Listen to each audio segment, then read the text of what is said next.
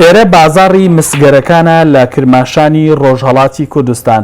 پێشتر ئەوەی بەم کۆڵانەدا گوزەری دەکرد گوێی لە دەنگی ئەو چەکشانە دەبوو کە وەستاکان دەیانکێشا بە مەنجەڵە مسەکاندا و ڕێکیان دەکردەوە، بەڵام ئێستا گوێت لەو دەنگانە نابێت.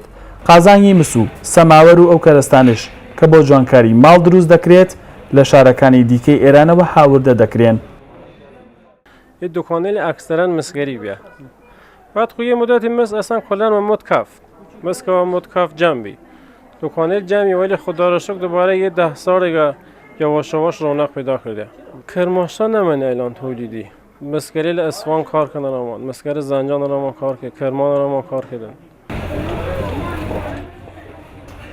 چەند ساڵێک بەر لە ئێستا لەم بازاڕەدا دەیان وەستای دەستڕەنگین هەبوو کەرەستا لە مز دروستکراوەکانی کرماشانیش خاوەنی ناوبانگی خۆیان بوون لە کرماشاندا.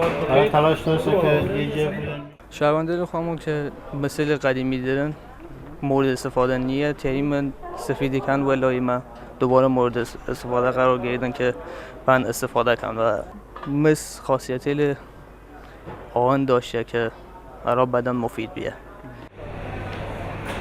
لەم ساڵانەی دواییدا بازاڕی مسگەرەکان بە جۆرێک جوڵەی لێوەستا بوو، زۆربەی وەستا و خاوەن دوکانەکانیش ناچار بوون دەستبەرداری پیشەکانی خۆیان بن و دوای ئەو ماوە زۆرە جارێکی دیکە جوڵە کەوتۆتەوە بازاڕی مسگەرەکان لە کرماشان.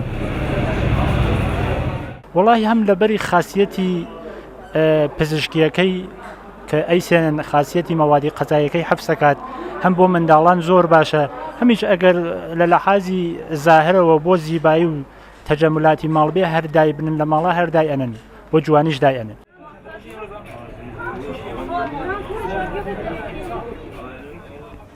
بازاڕی مسگەرەکان زیاد لە 1.5 تەمەنی هەیە. چەند ساڵێک بەر لە ئێستا فەرمانگەی شوێنەواری کرماشان نۆژەنی کردوێتەوە و لە فەوتان و داڕوخان ڕزگاری کردووە. بەشێک لە خاوەن دوکانەکان باس لەوە دەکەن لە هاوینیشدا پێویستیان بە ئامێری فێنکەرەوە نییە و لە زستانیشدا بە هەناسەیەکی گەرم دوکانەکان گەرم دەبنەوە چونکە لە قوڕ و خشتی لەگەڵ دروستکرا و دروستکراون. 10 ساڵ بەر لە ئێستا جموجوڵوی بازرگانی لەم کۆڵانەدا بەم شێوەیە نەبوو. هاونیشتمانیانی کرماشان دەستیان کردوێتەوە بە کڕینی قاپ و قاجاغی مس چونکە وەکەوان باسی دەکەن لە ڕووی تەندروستیەوە سوودێکی باشیان پێدەگەێنێت. هەڵۆ محەممەد ڕووداو، کرماشان.